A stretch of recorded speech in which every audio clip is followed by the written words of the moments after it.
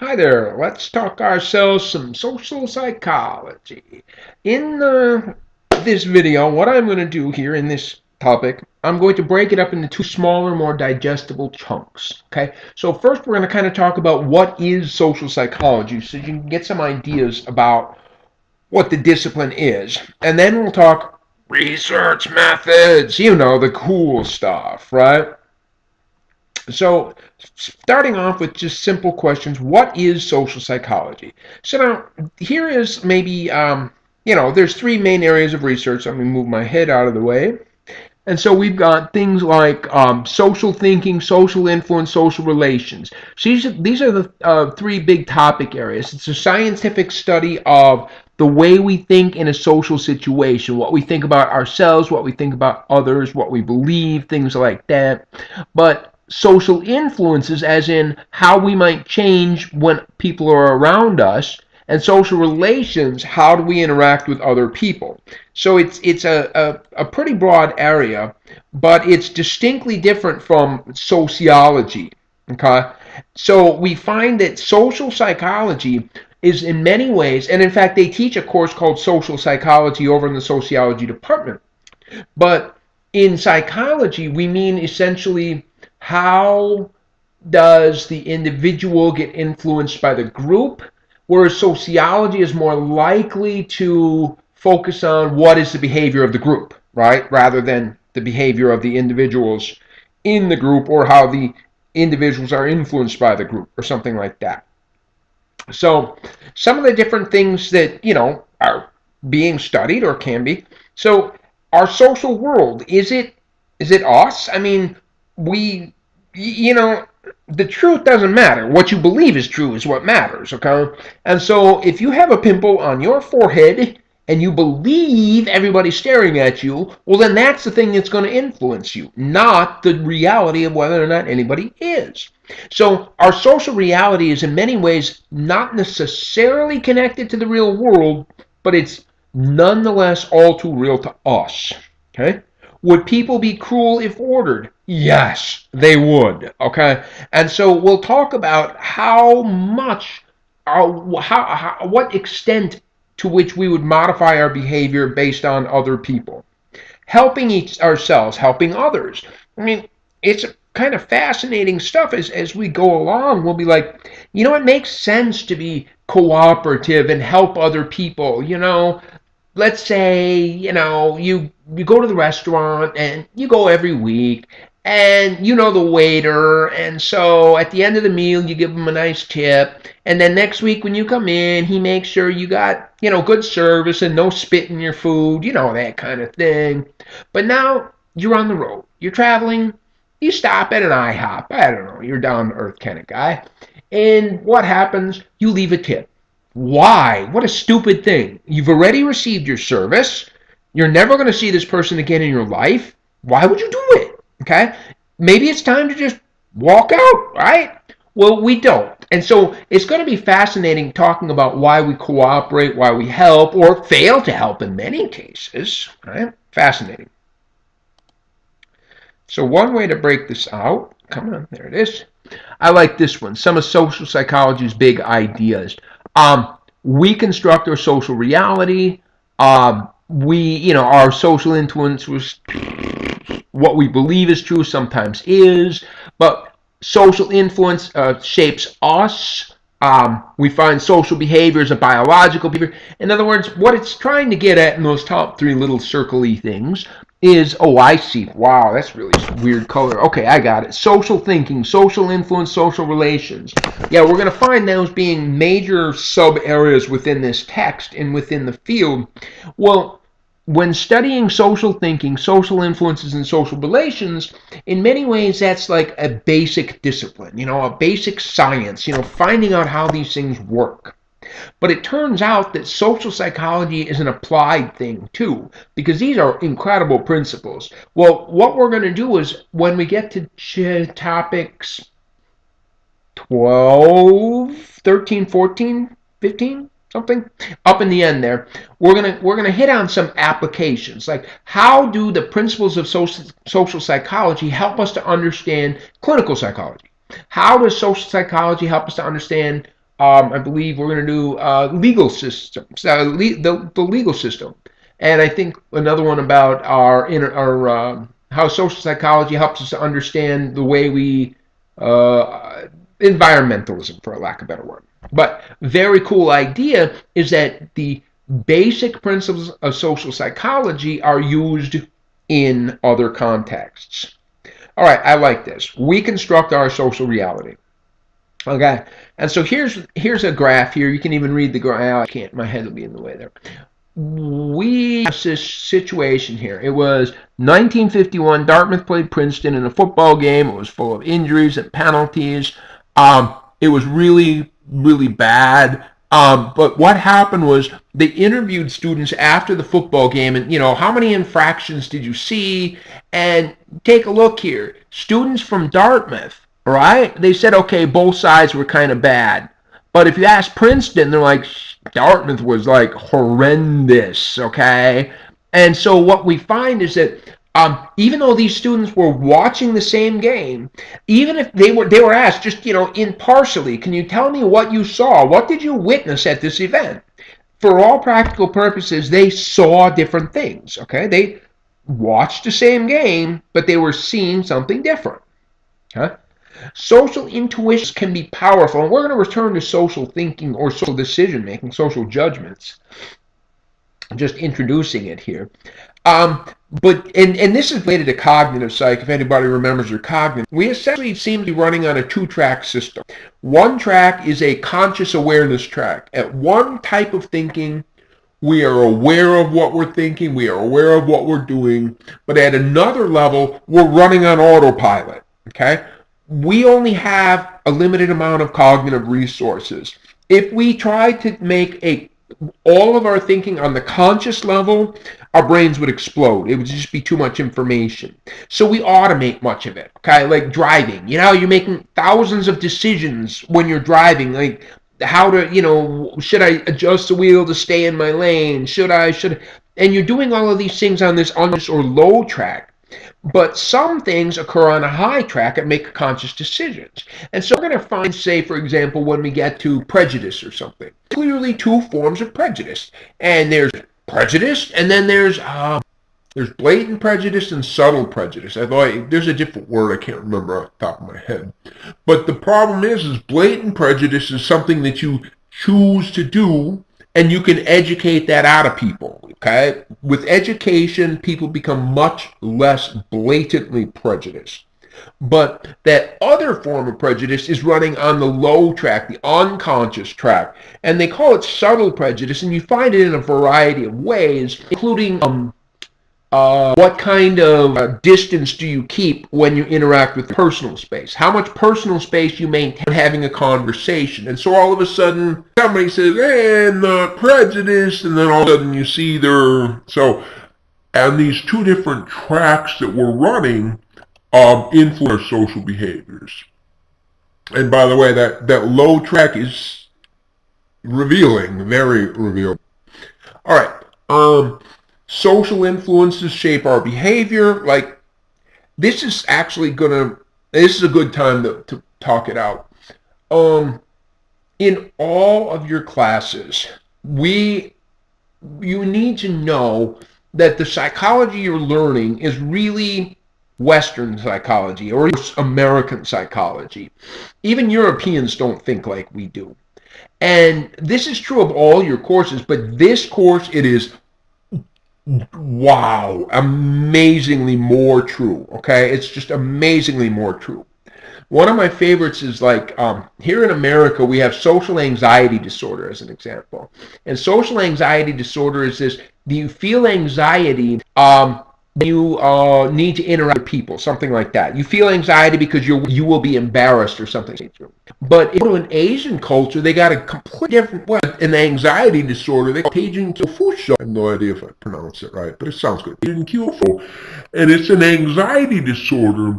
There's people that feel anxiety when they interact with others because they're worried that something that they're doing will offend the people they're with. See, you feel anxiety because you're worried that you'll upset or bother other people or you'll interfere with social relationships. All right, it's a completely different perspective, and yet they're both a form of social anxiety or anxiety in social situations.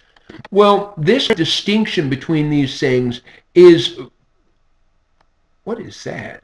Oh no.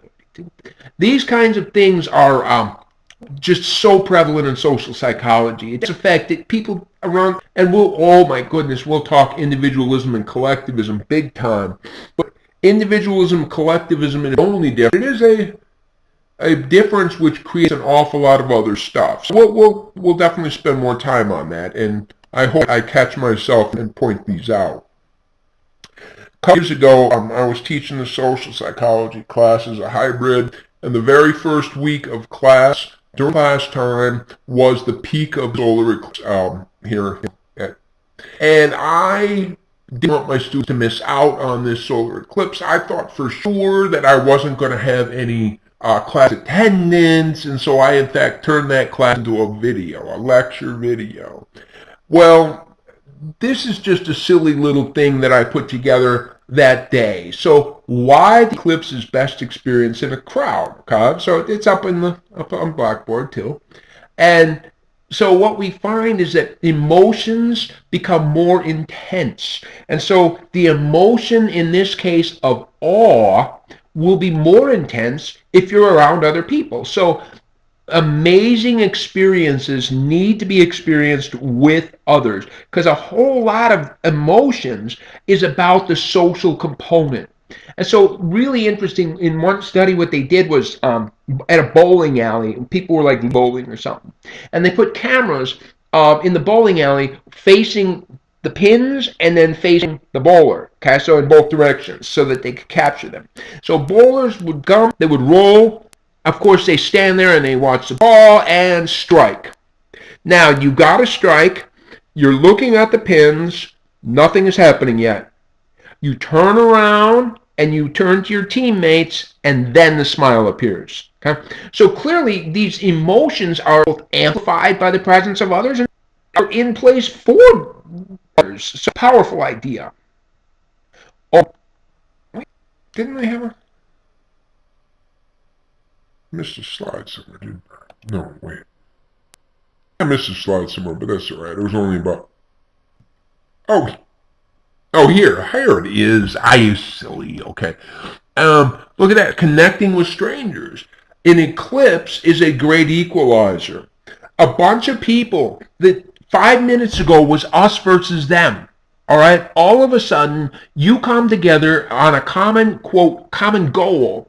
And then all of a sudden, we emerge, right? Us and them, we emerge. So it's a pretty powerful thing what something as silly as an eclipse can do. This is going to be very similar to a major research study we'll talk about, Muzaffar Sharif, who created two groups of boys, and he created quite a bit of conflict with them. He really created an us versus them. So, but then he gave them a common purpose, so that they needed to do together. And very, very, these intense us versus them relations turned into we. It was powerful. We'll get there much later. Social behavior is biologically rooted? Absolutely. We'll have some discussions on evolution. Fundamentally, at the core, hey, I'm not TK here, but just like evolutionary selection selects for biological characteristics which are best suited to the environment and survival and reproduction, behaviors are selected by evolution for survival and production. Okay? And so we find so much of our social behavior is a product of biology. Okay? It's quite a powerful thing. I love this. Our inherited human nature predisposes us to behave in ways that helped our ancestors to survive and reproduce. Those behaviors that allowed a caveman to survive and reproduce have been selected inside of us. Okay? So it's a pretty cool idea.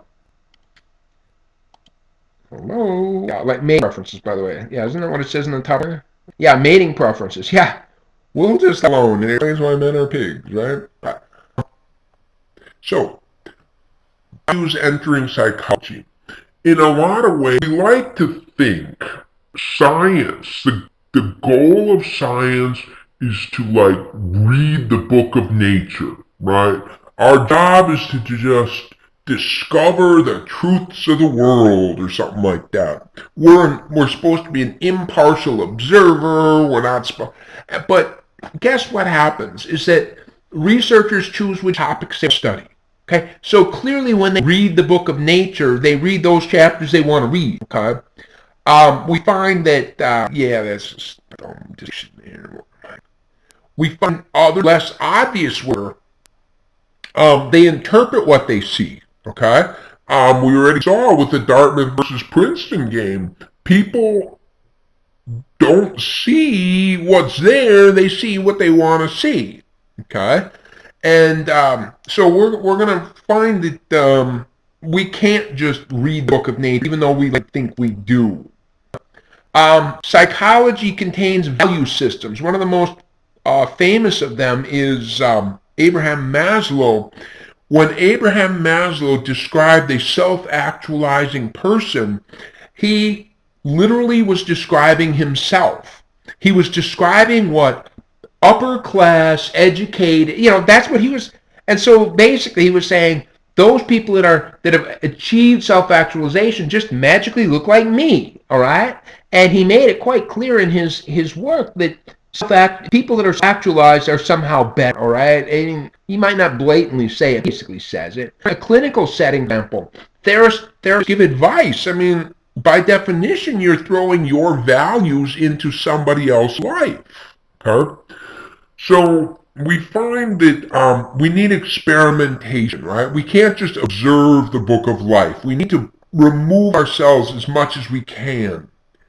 Well, some people complain that psychology, in particular social psychology, is just common sense, right? Everybody knew that, okay? Well, guess what, okay? Certain things such as birds of a feather flock together. Doesn't that sound like common sense? Yeah, but what about opposites attract? Oh. All right, the more the merrier. Yay! Two's company, three's a crowd. Oh, wait. They can't both be true, man. And yet that's the kind of common sense we make reference to. Up here, what I don't have the ability to do here, but you see this bunny rabbit sitting in a field of grass. Well, if you, I gotta flip around, it becomes a duck. And so what happens is we scientists, in fact, serve the book of, it's, here's quote right here. Common sense is not as common. Okay?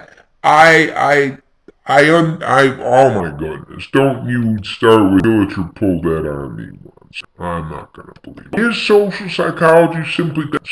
And the answer is no. I mean, the hindsight bias, that is like after you know something, then it's this overestimation of your ability to have, I should have seen it coming. Okay? This happens after every mass shoot. Okay? Oh, we should have seen that coming, we should have seen that. And coulda, shoulda, woulda, but didn't. Okay? And so that's really, really what it's like. In one study here, a supervised study, an undergrad student ran this one. It was two of them. It was really Werner that did it. Mitchell was along for that. So just before Thanksgiving in the year 2003, there was a football game, the Green Bay Packers and the Lions. Okay, it was the Thanksgiving game. And so they asked people, they gave them information like what are their current records, what are the odds, and things of this nature. And then they asked them to guess the outcome of the game and how confident they were, these kinds of things. Okay? After Thanksgiving, what happened was the Packers had been heavily favored, but the Lions won. Okay? I know, I'm still suffering from that stinging loss. But anyway, the Lions won. And so after Thanksgiving break, the same participants were asked, who did you think would win and how? Now, most people, there was one or two participants that switched and believed that they had previously picked Lions. It was a confidence thing. Before break, almost everybody picked Packers to win, and most of them did in fact say, yeah, I think the Packers win. But it was that confidence. Before people were 90% the Packers are going to win that game.